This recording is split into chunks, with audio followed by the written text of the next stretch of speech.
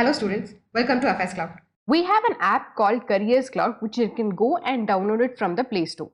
So after downloading it, you can easily log in using your Gmail ID. Once you have logged in, you will be redirected to a home page which contains 4 tabs beneath it. One is Home, the other is All Courses, next is My Courses, and the last one is a Doubt Session. So under All Courses, you can access various types of courses like Reasoning, Quant, English, and also exam specific courses can also be accessed under this All Courses. If you click this Crack Current Affairs, you will be redirected to this page. So under this, you can see various tabs that are available.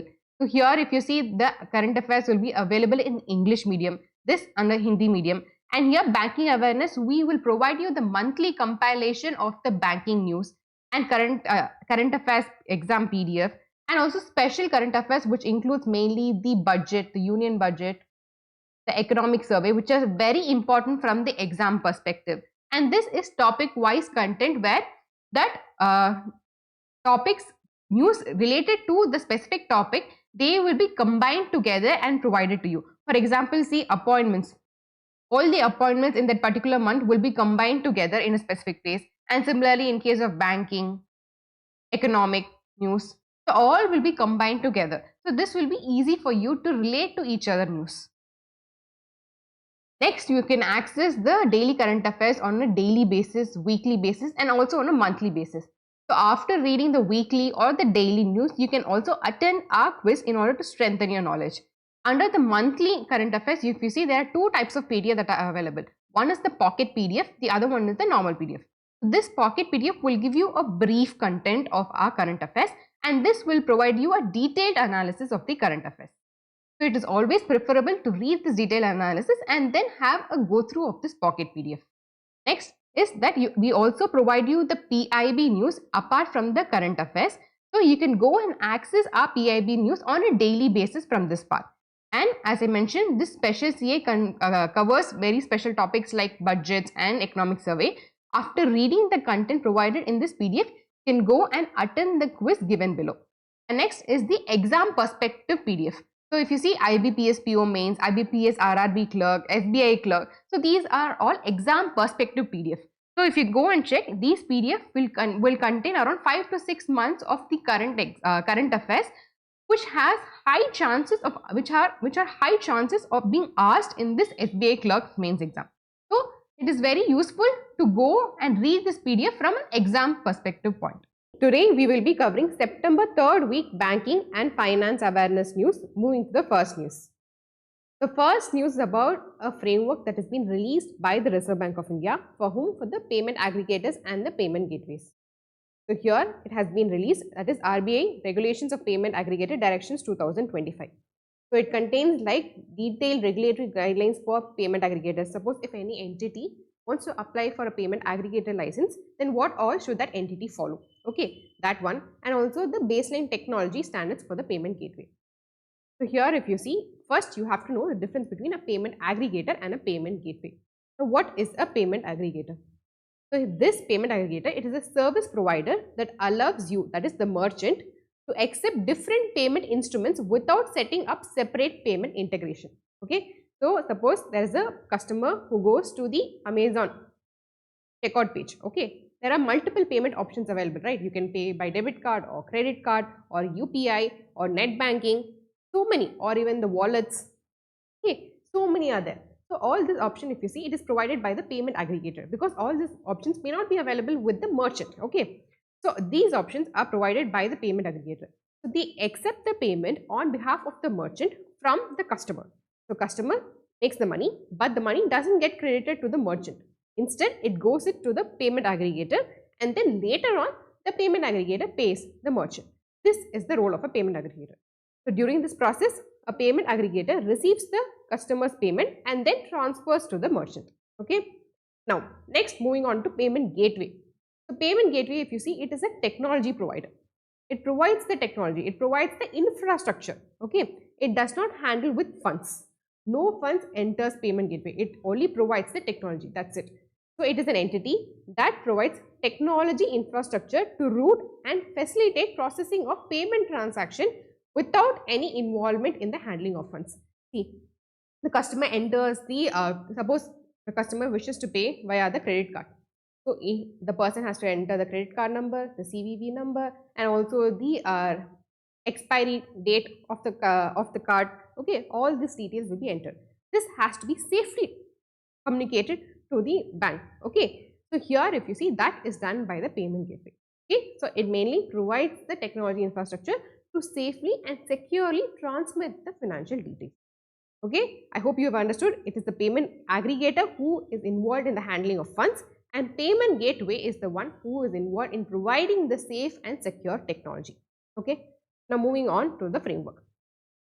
So here this framework is applicable to all banks and non-bank entities which are acting as a payment aggregator, and also to authorized dealers and scheduled commercial banks which engage with entities undertaking the PA businesses. Okay, if the scheduled commercial banks, they are engaged with the payment aggregator, for them also this is applicable. Now, so if any entity wants to apply for the payment aggregator license, it has to be incorporated in India. Okay, and while applying the license, it has to have a minimum net worth of 15 crores. And also, it has to increase to 25 crores at the end of the third financial year. Okay, remember, at the time of applying, minimum 15 crores is the net worth, and it has to be increased to 25 crores at the end of third financial year. And at any point of time, they have to maintain this net worth. Okay. Next is governance. See, the payment aggregators, promoters and directors, they have to adhere to the fit and proper criteria. Okay, this fit and proper criteria is applicable to all the promoters and directors, even to the company promoters, directors, even to the NBFC, banks. For all of them, this fit and proper criteria is applicable, and so also for the payment aggregators. If at all there is a change in management, then the payment aggregator should immediately report to RBI within a maximum of 15 days. Okay, if there is any key change in the management, okay, key person has been removed or replaced, whatever has been done, that has to be reported to the Reserve Bank of India within 15 days. Next is compliance oversight. So payment aggregator, they have to appoint a nodal officer who will be taking care of the customer grievance redressal. Okay, the customer might complain, right? A complaint might be raised. So who will take care of the complaint? So that will be taken care by the nodal officer. So a nodal officer has to be appointed by the payment aggregator. Next, to solve the disputes that has been raised by the customers, for that a dispute resolution mechanism has to be done. Okay, they have to have a dispute resolution mechanism that handles payment related disputes. That is, within how many days the dispute can be solved. Okay, within how many days the payment has to be refunded. All this should be mentioned in this dispute resolution mechanism. Next is security. The payment aggregator should ensure that the infrastructure of the merchant is compliant with the security standards like PCI DSS, that is Payment Card Industry Data Security Standard, PADSS, Payment Application Data Security Standard. See, the merchants, if you see, suppose you are going to the merchant's place, okay, you are buying it at some store. So there is POS involved. If you are swiping your card in a machine, then a POS machine is involved. So that has to comply with the security standards. Suppose you are buying it online via the website. So that website should also follow the security standards. Okay, if they have any payment software, that should also follow the security standards. So all the infrastructure at the merchant side should comply with the security standards. That is very, very important. Next is a non-bank payment aggregator shall maintain the funds collected on behalf of its merchants in a separate escrow account. That has to be maintained with any scheduled commercial banks in India. So as I said, the customer will make payment, the payment aggregator will collect the fund, and later on he will pay to the merchant within so many days that is signed between the agreement between the payment aggregator and the merchant. Okay, so till that time, maybe 2 days or 3 days, that amount will be there with the payment aggregator, right? So that has to be placed or stored in the escrow account. Okay, it has to be maintained in the escrow account, and then only it has to be transferred to the merchant. Next is credential storage. So this guideline mandates that the card details must not be stored, and refunds should return to the original payment method unless the customer agrees otherwise. See, so when a customer wants to buy a product using his credit card, okay, so he will enter all the details, right? The card number, CVV and all. That should not be stored. Okay, that details will be only used for that particular transaction, and that's it. So if the customer wants to buy it again, then in future he has to enter the credit card details again. Okay, so this payment aggregator, they should not store any of the credit card details. And also, suppose the customer is refunding the product because he or she doesn't like the product. The payment has to be transferred to the customer, right? That is, it has to be refunded, right? So it should be refunded to the original payment method. Suppose if the customer is using credit card to make the payment, then the refund should be to the credit card only, unless the customer asks the otherwise. Suppose the customer tells, no, I don't want you to refund to my credit card, you refund it to my Amazon wallet. So in that case, it can be transferred to the wallet. Otherwise, through which method it was paid, to that payment method only, it has to be credited. So these are the various categories of payment aggregator. First, payment aggregator physical. So here if you see the transaction, it takes place with the physical presence, that is handles transaction with device and payment instrument physically present in case of POS. When you go to the merchant place, you give your card and POS machine, it is swiped, right? So that is, if you see, it is a payment aggregator physical. Next is payment aggregator cross-border. So this manages cross-border payment, that is subdivided into inward and outward transaction, like only import related transaction, only export related transaction that is there, right? So that is why payment aggregator cross-border, in that it has two types, that is inward and outward. Next is payment aggregator online. This facilitates transaction where device and payment instruments are not physically present. So online, just like when you want to buy some product from the Amazon, that is a payment aggregator online. Okay. So these are the various categories of payment aggregators. Next news is that RBI has set up new institutional mechanism to periodically review its regulations. So the new institutional mechanism is Regulatory Review Cell, RRC. Okay, so RBI has constituted a Regulatory Review Cell under the Department of Regulation. This is effective from October 1st, 2025. Okay, this is basically, if you see, RBI releases a lot of regulations, right? If you see, after 5 years or 6 years, maybe some updation is required. Okay, maybe it is not more relevant, so a deletion is required. So all this will be reviewed by the Regulatory Review Cell. Okay, how frequently will they review it? They will review it 5 to 7 years. Every 5 to 7 years, they will review the regulations that are being released by the RBI. That is the rules, basically the rules that are being released by the Reserve Bank of India. They will review it. If there is any change or updation or alteration, or if it is required, that they will tell to the RBI. Okay, that is the purpose of this Regulatory Review Cell. And also, if you see, there is an advisory group on the regulation that has been formed, AGR, Advisory Group on Regulation, that was formed. Okay, this AGR will actually, it will act as a channel between the RBI and the regulated entities. Okay, so basically it will take the feedback of the stakeholders or the regulated entities and give it to the RBI. Okay, so this is a channel. This is a communication medium between the RBI and the regulated entities. So this AGR, if you see, the chairman is Rana Ashutosh Kumar Singh. So he is the MD of State Bank of India.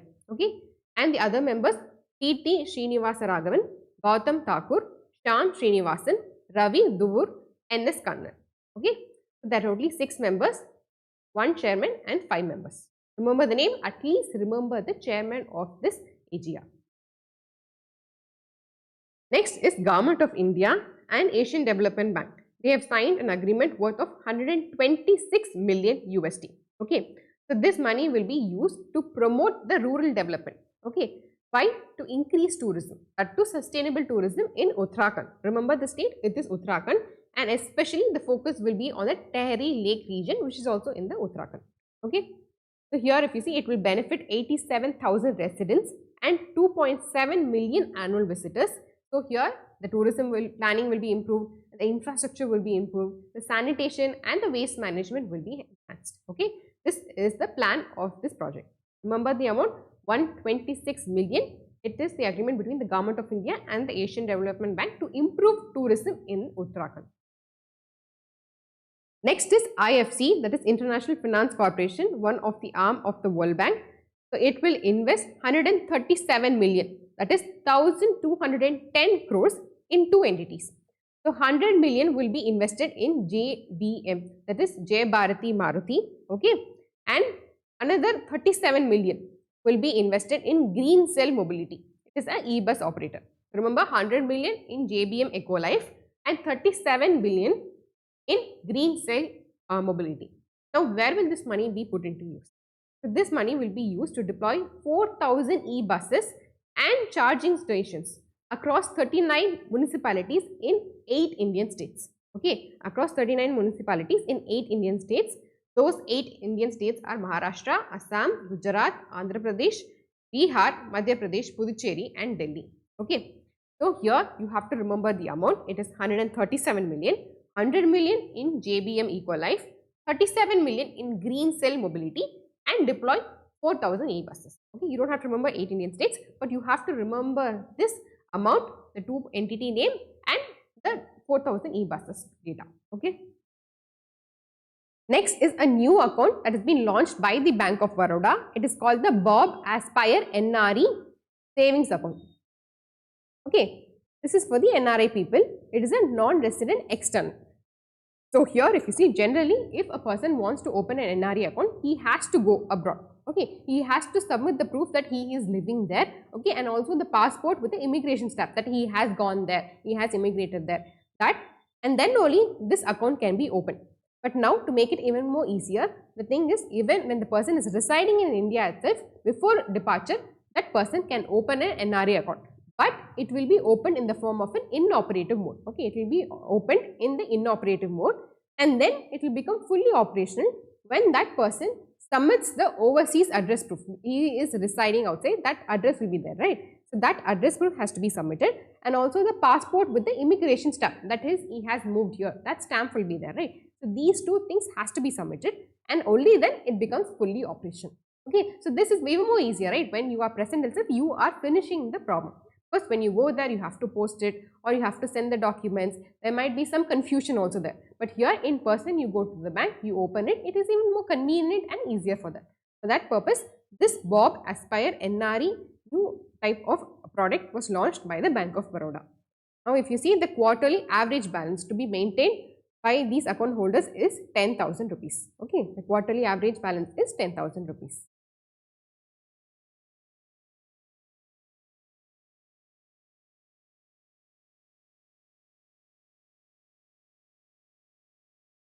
The next news is Jyotir Aditya. He heads the communication ministry and also the development of northeastern region. Okay, these two ministries are headed by Jyotir Aditya MSc India. So he has launched the UPI UPU integration project. UPI, you know, Unified Payment Interface. But what is this UPU? UPU is Universal Postal Unit. Universal Postal Unit. It is nothing but a network which connects the postal services of 192 member countries. Okay, it is a network. UPU is nothing but a network that connects the postal services of 192 member countries. So if you see, even before the existence of banks, the postal services are well connected. Okay, so using this, you can send money. It is even more faster and even more cheaper also. Okay, where was this launched? This was launched in Dubai. Remember the project UPI UPU integration project, and this UPU network connects 192 member countries. We have launched a new course called Static Banking Awareness course. Now this course will be helpful for students who are preparing for the banking exams and for the regulatory body exams. And also recently you would have seen Paytm Bank in news frequently. So when an aspirant reads this news, he would have ample number of questions like what is a payment bank, what are the norms for it, and which is the committee that has launched it. So this Static Banking Awareness course lays a foundation to the current banking and finance news. Now, you have to download our Careers Cloud to access this course. Once you have logged into our app, you can go and click this All Courses icon and then you'll be redirected to this page. In this, you have to go and click the Static Banking Awareness course, and under the Details tab, you will be able to see a brief about this course. And under the Part tab, it will contain all the contents, all the topics of the contents that are currently available in this course. We are working on this continuously and this will be completed within 2 months. Under the Free tab, you can go and access one content, that is the origin and development content, for free. You can go and read this content and have an idea about this course. After reading this content, do attend the quiz that is also available under the same tab. Now, our team has allocated ample amount of time and resources to curate this content. We have created this content from various books and from various verified websites. Our content is better than any book that is available in the market. This is because we update this content on a dynamic basis. For example, there are currently 39 DRTs that are available in the country now. In future, if one more DRT is created or added, then it would become 40. So we would update this content on a dynamic basis. But in case of books, you have to wait for the next publication for this updated content. Nowadays, a lot of practical questions have been asked in the banking exams. For example, how many public sector banks are available on the stock exchange? Which is the payment bank that is being listed on the stock exchange? So, we try to cover as many practical questions as possible in this course. Apart from this, we also provide you a question bank that will contain around 3000 questions and the previous year questions along with it. We also have a dedicated tab that will release the important RBI notification and the frequent news released by the RBI. Next is ICRA. It is a credit rating agency. Okay, it has raised the India's GDP projection to 6.5%. So previously, if you see, it had projected 6%. Now it has increased to 6.5%. The main reason for this, if you see, because the Q1 growth was very strong. Okay, and also the GST rationalization. So if you see, from 4 GST slabs, now it has been reduced to 2 GST slabs. Okay. So now in the comment section, you have to tell me what are the 2 GST slabs now. Okay. So next, if you see, the bank credit also from 18 lakh crore in financial 25, it is expected to grow to 19 to 20.5 crore. Okay, somewhere between 90 to 20.5 lakh crore will be that in financial 26. That is around 11% increase. Okay, this is the projection. Okay, remember the GDP projection, that is more than enough. The GDP projection is 6.5%. Okay, it is more than the previous projection. So who has made it? ICRA. Next is FSIB, that is Financial Services Institution Bureau. Okay, it has recommended Ravi Ranjan as the new MD for State Bank of India. Okay, Ravi Ranjan is the new MD for State Bank of India. So this has only given the recommendation. Okay, not the appointment. Who will make the appointment? ACC, Appointment Committee of the Cabinet, will make the appointment. FSIB gives the recommendation and the ACC, who is headed by the Prime Minister, will make the appointment. Okay. So if you see, currently the State Bank of India chairman is CS Sethi. MD, if you see, there are 4 MDs, 4 managing director. First, Ashwini Kumar Tiwari. Next is Rana Ashutosh Kumar Singh. Next, Rama Mohan Rao Amara. Fourth, Vinay M. Thomse. So here Ravi Ranjan will be replacing Vinay M. Thomse after the appointment. Okay. Next is NABARD to launch CDCI platform, that is Centralized Digital Credit Infrastructure. Centralized Digital Credit Infrastructure for whom? For RRBs, Regional Rural Banks. For them, this platform will be launched.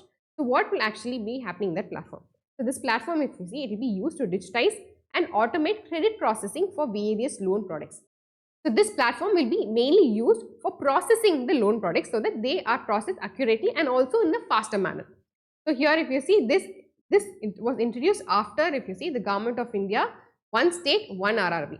So we know that from 43, now the RRB strength, it has been reduced to 28 RRBs. Okay, this is by the government's initiative, one state, one RRB.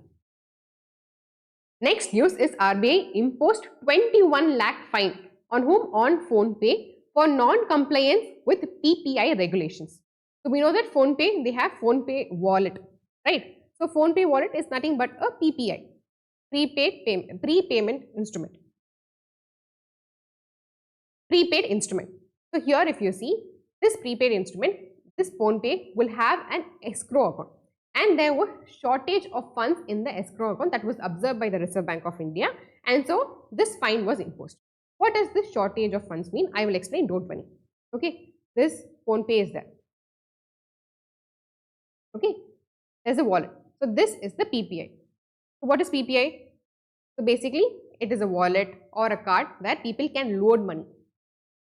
Okay, suppose a person has loaded 500 rupees, then this 500 rupees can be used for purchase of goods. Okay, say suppose there is PhonePe has issued 2 PPI instruments. This is for an example I am telling. 1, 2. Okay, in this the customer has loaded 1000 rupees, and in this the customer has loaded say 1500 rupees. The customer has say made some purchasement for 500 rupees, so remaining balance in the PPI is 500 rupees. And this person has also made purchasement for 500 rupees. The remaining balance in that PPI wallet is 1000 rupees. The total balance is what?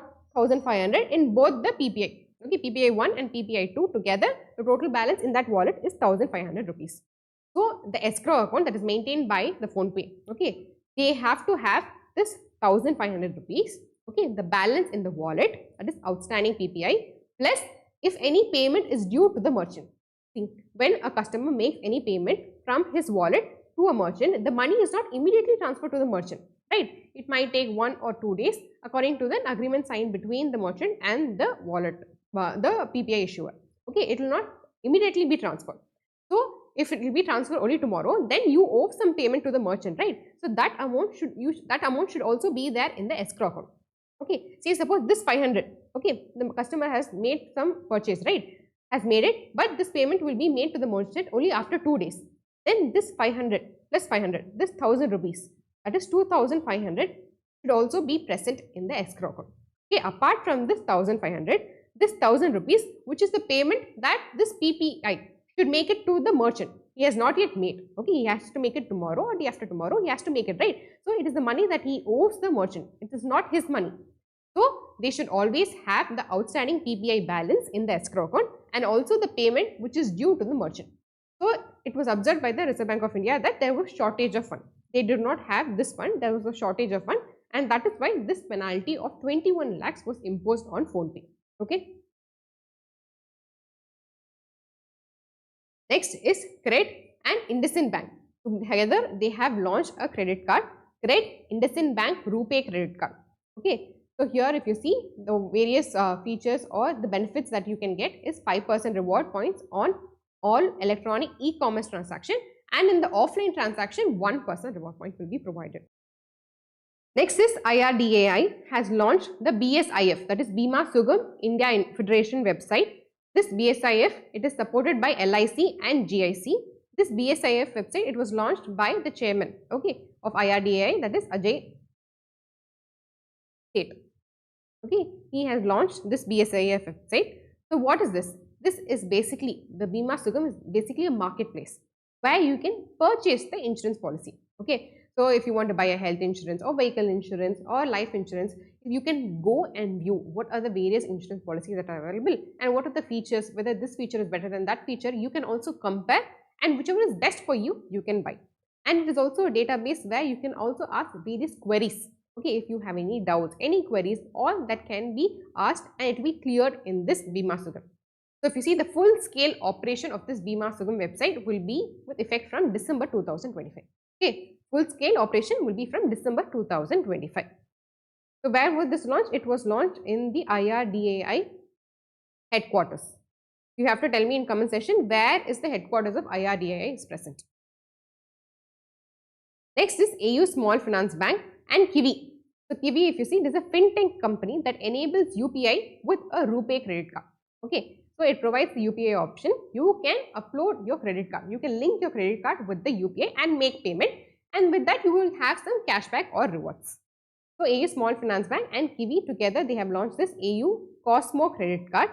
So here if you see, the features of this credit card is that there is no annual fees, and for every transaction you will earn certain rewards, and also 1% fuel surcharge waiver. So if you purchase the fuel for somewhere between 400 rupees and 5000 rupees, a 1% fuel surcharge waiver will be applicable on this amount. Okay. Next is Razorpay has integrated with Apple Pay. Okay, Razorpay, it is a fintech company. It has integrated with Apple Pay, which is a mobile payment service company. So what we know that Razorpay, it acts as a payment aggregator also. Okay, so payment aggregator we have just covered, that is on the payment page, checkout page, you have various payment options, right? So when a person makes a payment and goes to the checkout page, he will be able to see the Apple Pay option. This is to support the cross-border. Okay, suppose there is a foreign person, okay, somewhere person in US, he wants to buy something from an Indian merchant. So he goes to the checkout page of that particular Indian merchant website, and under that if you see, it will have an option of Apple Pay. Okay, just like you have credit card, UPI and net banking, there Apple Pay, one payment option, extra payment option will be available. The person can choose that Apple Pay option and make the payment or complete the payment. So this to enable Apple Pay for the international transaction. Next is S&P, that is Standard and Poor Global. It is a financial service company and it provides credit ratings and all. Okay, so here if you see, it has projected that India's GDP for financial year 26, it will grow at 6.5%. So India will be the fastest growing major economy, though it has a lot of challenges to be faced, that is especially the global challenges. Still, India will be the fastest growing major economy because of the good anticipated monsoon. So good monsoon means good agriculture output, right? This one, and also the rate cuts that are expected from the Reserve Bank of India, and also the lower crude oil prices. Okay, so because of all these three reasons, it has projected that India's GDP will grow at 6.5% for financial year 26. Thank you for watching the session. I hope you had enjoyed it. We're also available in Telegram under the name AffairsCloud_official. We also have an Instagram handle. Thank you.